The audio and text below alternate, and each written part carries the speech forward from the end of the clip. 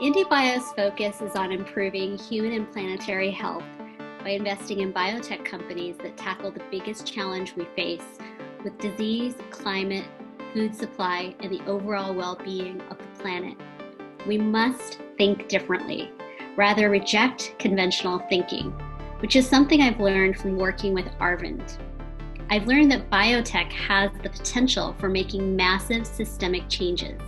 And Arvind has been a key individual in sharing this message and shifting our thinking around the possibilities for the future.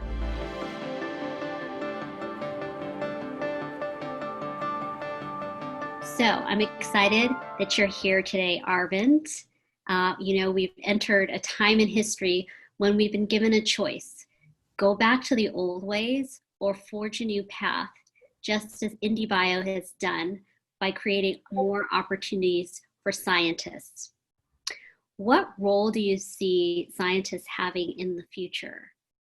And what learnings would you like to share with the world today? Well, first, thank you so much for having me, Maya. I've learned so much from you personally that I can't wait to share a lot of the things that you've taught me.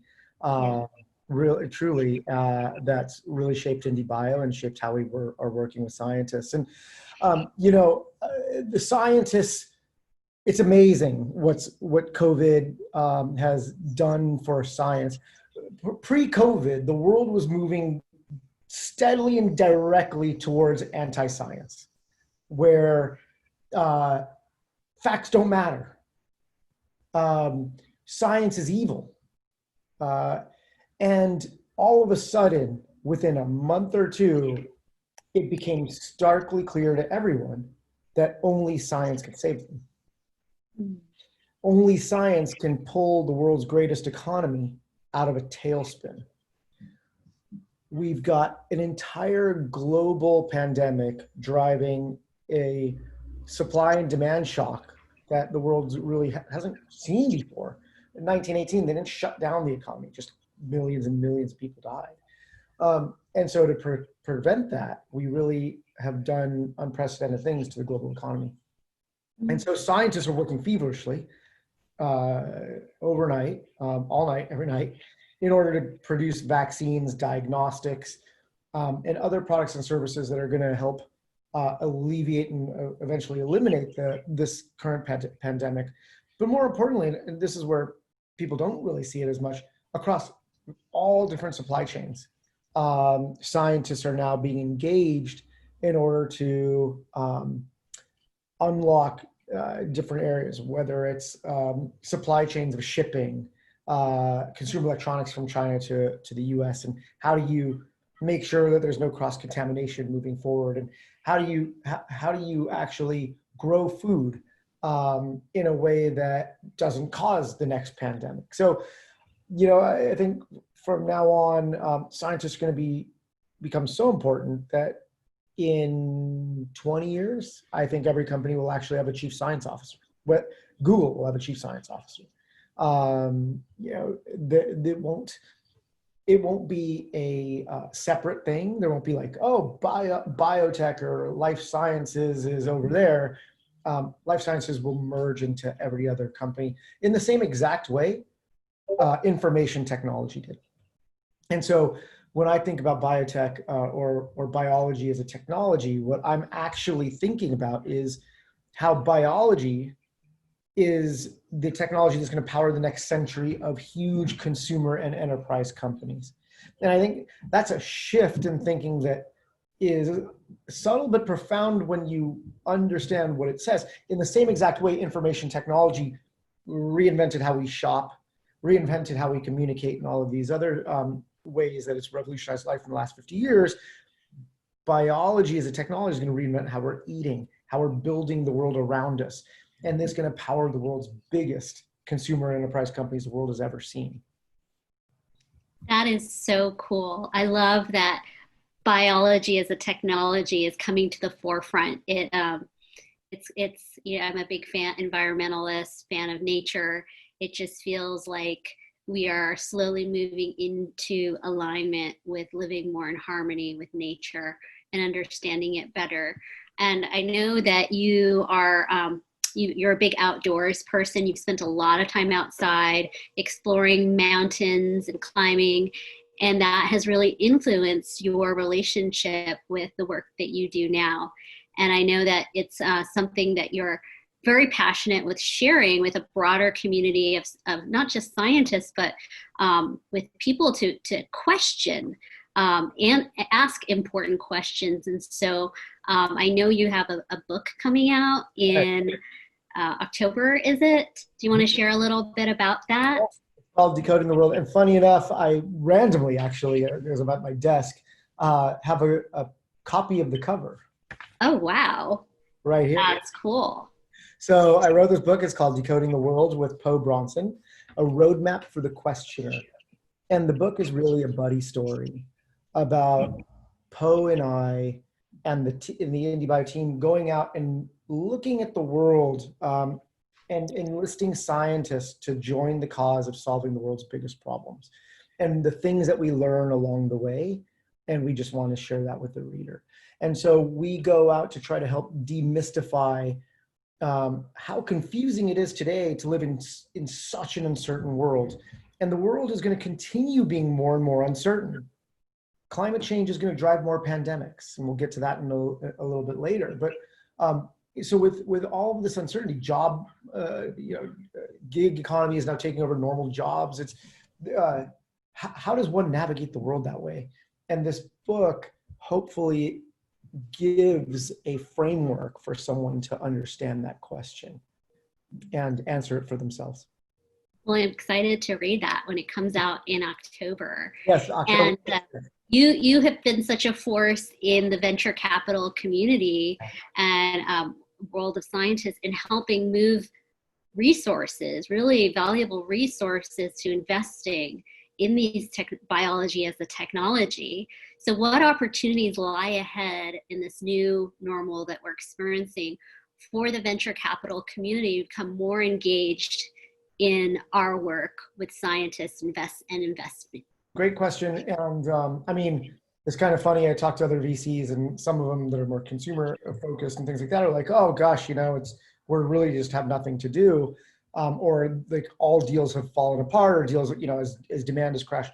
For IndieBio and biotech, things are busier than it's ever been. For obvious reasons, we have diagnostics companies, therapeutics companies, everyone's enlisting in the fight in COVID. I mean, Poe, me, the whole team is working 10, 12-hour days on Zoom, moving resources around to get companies financed in fighting the war on COVID. And getting the economy back up and running and saving lives.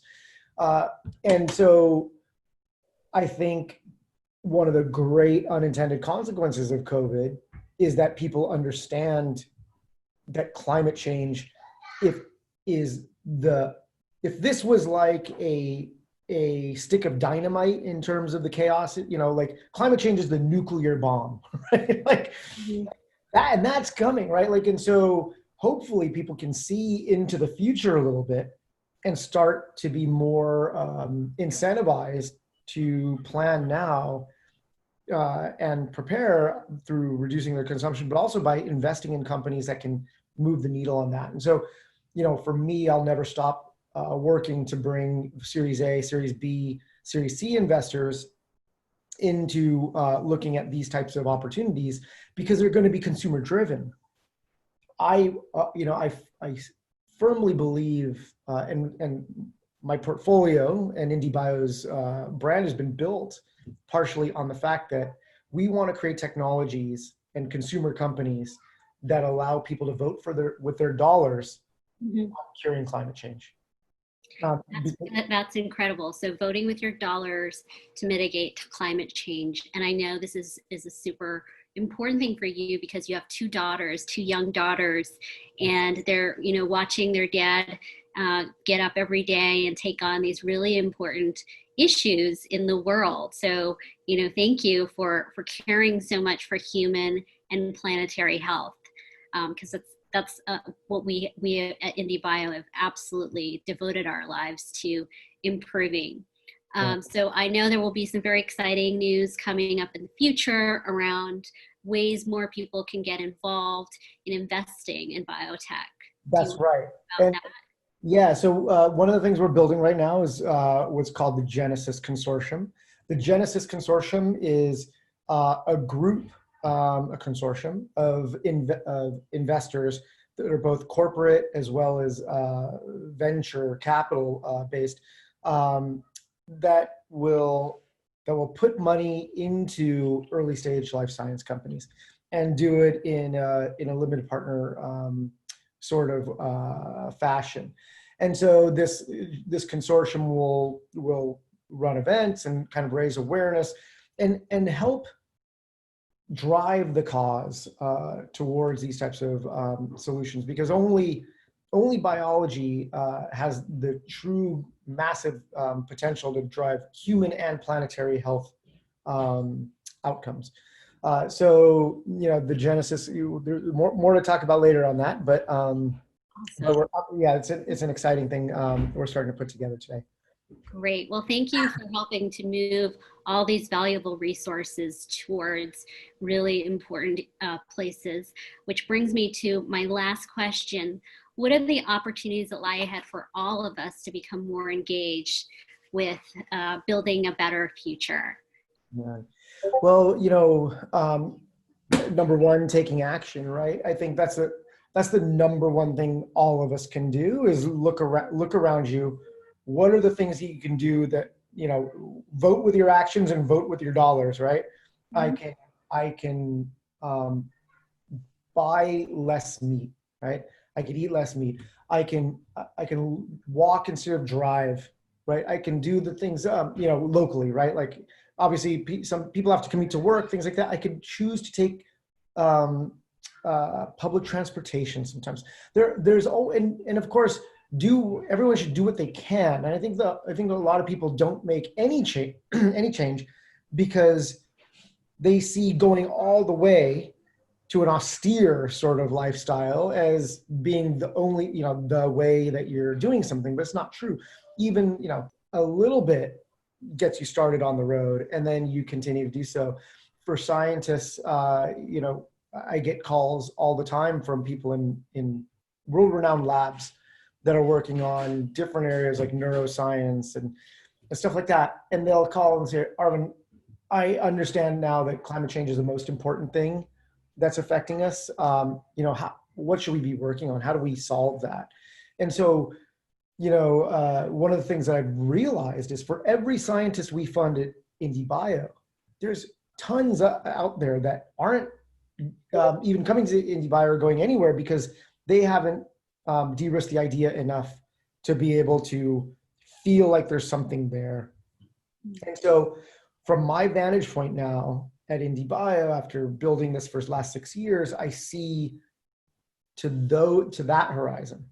And I can see that, okay, we could help those scientists in a very specific way figure out if their idea for solving a massive problem can be solved, if the experiment could work. And so I'm building a foundation right now in order to be able to address that. A pure nonprofit that isn't tied to any firm, that is completely standalone and a public good that will help give grants to these scientists to solve these massive translational issues. And that is the next step of my life's work. And I'm very, very excited about that, and more to come there as well. Well, that's going to be an absolutely beautiful legacy. I wanted to close this interview with something that you really planted this seed in my head from the very beginning, and that is I don't know if it's a mantra or it's a value that your family lives for, and that is that you always create more than you consume. Do you want to give more insight into that? Yeah, I mean, so creation, I think creation is the core of who we are as human beings. We create stories, right? If you take away everything we have, house computers, we're sitting around a campfire, you tell a story. And so we're so used because of the Industrial Revolution. I mean, I was a product designer for a decade. I made products that were desirous and solve people's problems that, you know, and I realized that, and that was a creative act for me, but a consumptive act for everyone else. Mm-hmm. And I realized that I think the most important thing we can do as humans is create things. And when I say create, I mean that super broadly. It doesn't mean invent products or, you know, make science, but creating, you know, creating dinner, right? So cooking dinner is an act of creation. So act of thinking and behaving creatively. And the joy that you get out of that is going to be far more, no matter how shitty it is. I mean, I remember I used to write poetry, like really shitty poetry. and I recited at poetry slams. And this is like, I can't believe I'm saying this out loud, but you know, this is back in Oakland in just after 2000s. And it was bad, but I got so much joy out of, it was my bad. Like it was my bad work, no one else's, right? And so I think my wife is an artist, designer, and UX designer, and you know, we're both just always making things. And so the girls growing up are surrounded by that. And I think that is, if everyone in society starts thinking about creating more than they consume, all of a sudden things like climate change do start to mitigate themselves. You know, and we're actually creating joy, putting joy and love into things that we do, and we share that. And that's more constructive than trying to take resources from someone else, right? And competing with your neighbor on who's got the nicest car and things like that. It's just crazy values that rampant consumerism has given us. And so as a venture capitalist, I'm trying to fight that capitalism with better capitalism, with capitalism that goes to creating things that are more sustainable. And we could give that kind of choice in a way that is going to help our species coexist with the planet and not suck it dry. All right, that's a powerful message, and not just a powerful message, Arvind. You've always been one to live via action. Nothing you've done is just a word. It's always followed with action. So thank you, and look forward to seeing what happens next. Thank you, Maya. Me too. Thank you so much for having me. I really appreciate it. It's always a pleasure.